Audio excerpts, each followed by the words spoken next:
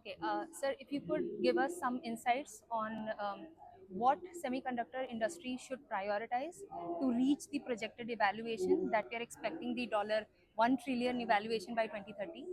So what kind of startups or existing businesses that should be prioritized, or what kind of skills are required to for the workforce development, so that the future workforce that we are creating right now, the students that we have, are well trained for the industry and industry ready, just to join the industry. Okay, so the semiconductor industry structurally, I would say there are three parts to it. There is semiconductor design, which is what is popularly called VLSI or embedded systems design.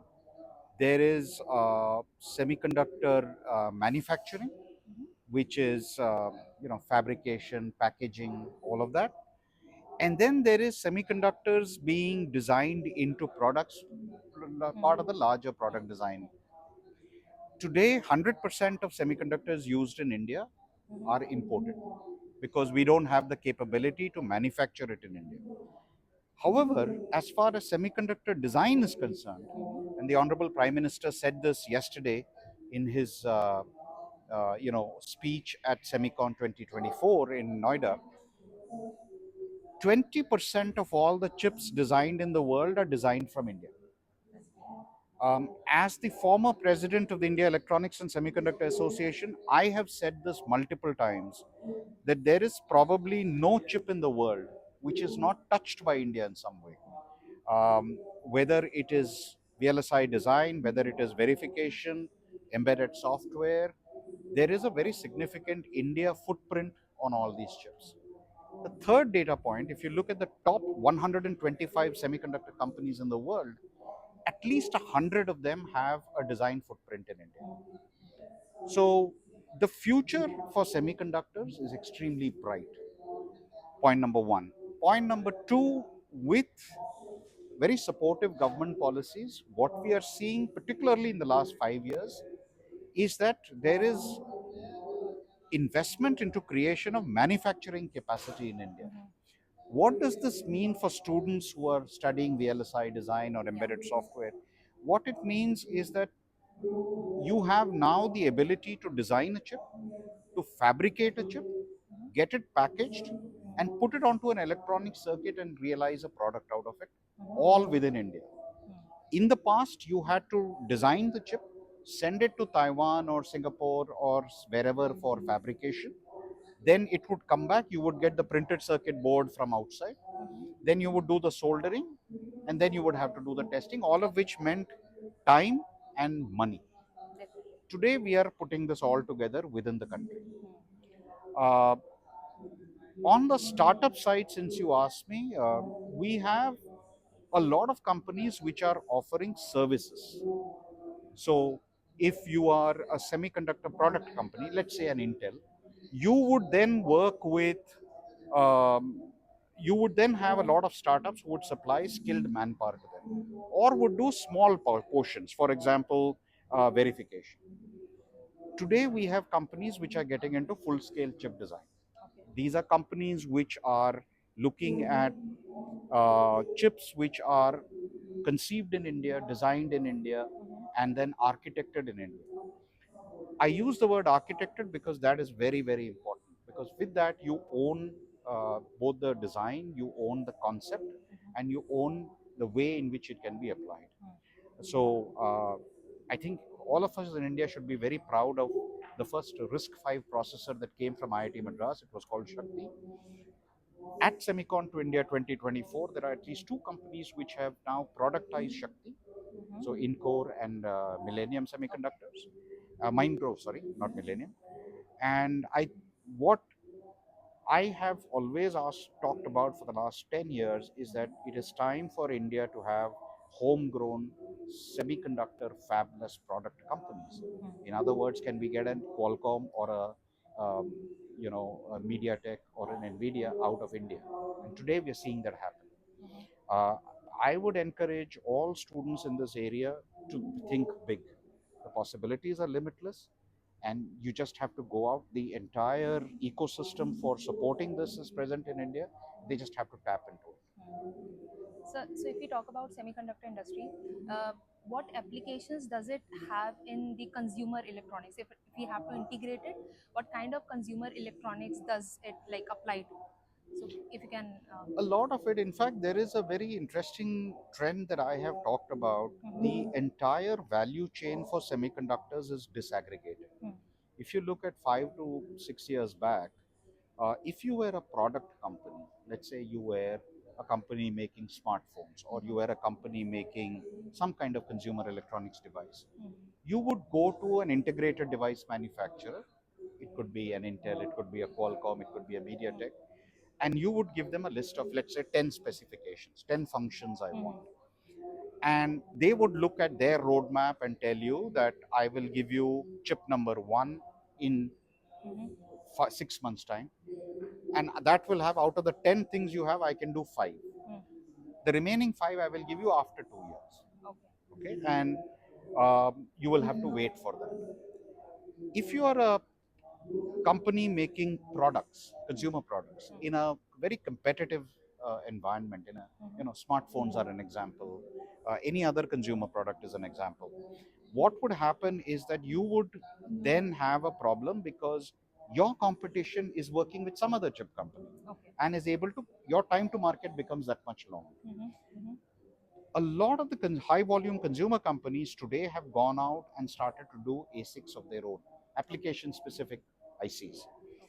And they are saying, I can take a core from ARM in the UK or from RISC-V. I can take memory from a memory company like, say, Rambus. I can take connectivity IP from somebody else, and I can build a chip myself, right? I already know engineering because I know how to do products. And then I would tie up with a foundry. Hmm.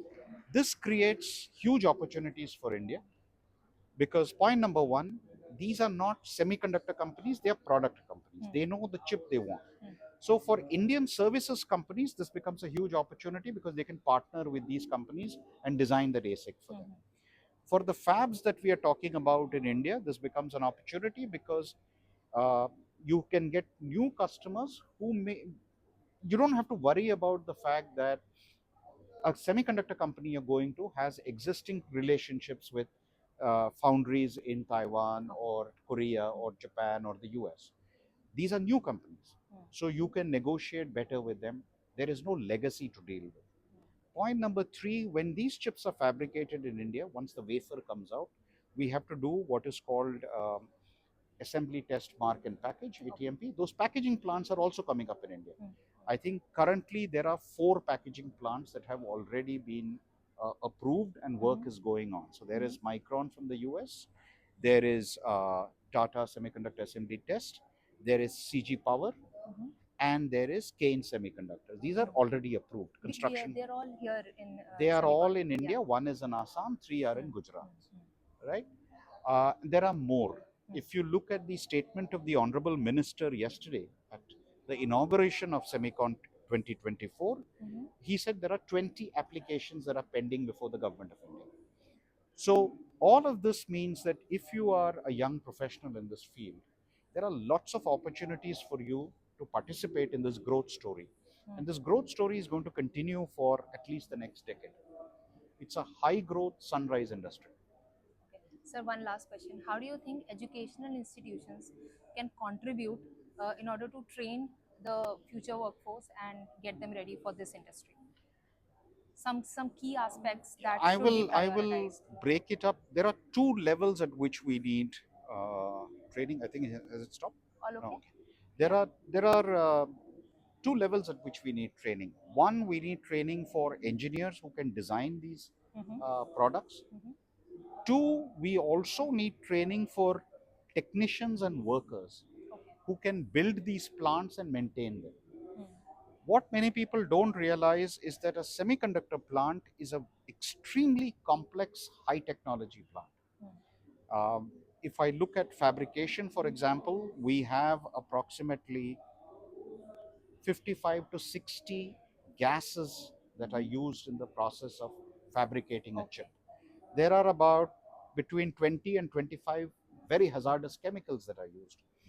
The piping, the that goes into these plants is extremely complicated. Some of them are double-sided. Mm. The water, we use a lot of water. The water that we use is what is called ultra pure water. Okay. There's a lot of technology involved in that. Mm-hmm. One, you need highly trained engineers who can design these systems. Mm-hmm. You need highly trained technicians who can install these systems and maintain them. Mm. Similarly, there is a large requirement for experts to handle wastewater treatment, Mm. the effluent that comes Mm. out. And even there are opportunities. So, as far as educational institutions are concerned, one, as far as engineers are concerned, BTechs and MTechs, we need not just people who know electrical communication, ECE, Mm-hmm. but we also need multidisciplinary skill sets, Mm. a combination of ECE, civil, mechanical, and chemical. Mm. Second, as far as technicians are concerned, um, this is where I really look for help from educational institutions, because as far as industry is concerned, we know how to train, we know what the technology Mm. is. Mm. We are not very good at training, we don't know pedagogy. How do you actually teach someone? Mm-hmm. And that is where I see educational institutions playing a huge role in helping us to design the training curriculum, and more importantly, training the trainers who will then go and train these technicians. They will also, educational institutions will have to step up, because when you are talking about training technicians, it is training in local language, not just Hindi, but we will have to look at, for example, Gujarati, Definitely. Tamil, Definitely. Bengali, Mm. Oriya. Mm. So that is where I see that educational institutions play an invaluable role. Because as technicians, it is mostly the local workforce that Yeah, comes these along. are typically So yeah. people who have studied up to 12th standard, Yeah. then gone through a 1 year ITI Mm. or polytechnic kind of training, and then have to go through a training program. Yeah.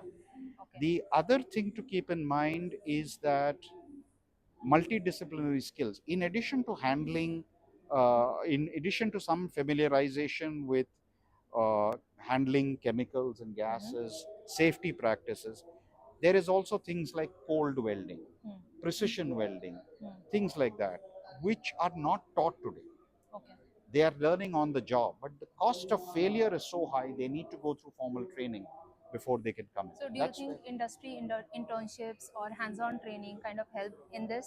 Oh, Because it it is. certainly will. And also, I think there are government schemes like the National Apprenticeship Scheme. Mm-hmm. So, those kind of schemes will have to be leveraged Mm. to have these kind of Okay. programs successful.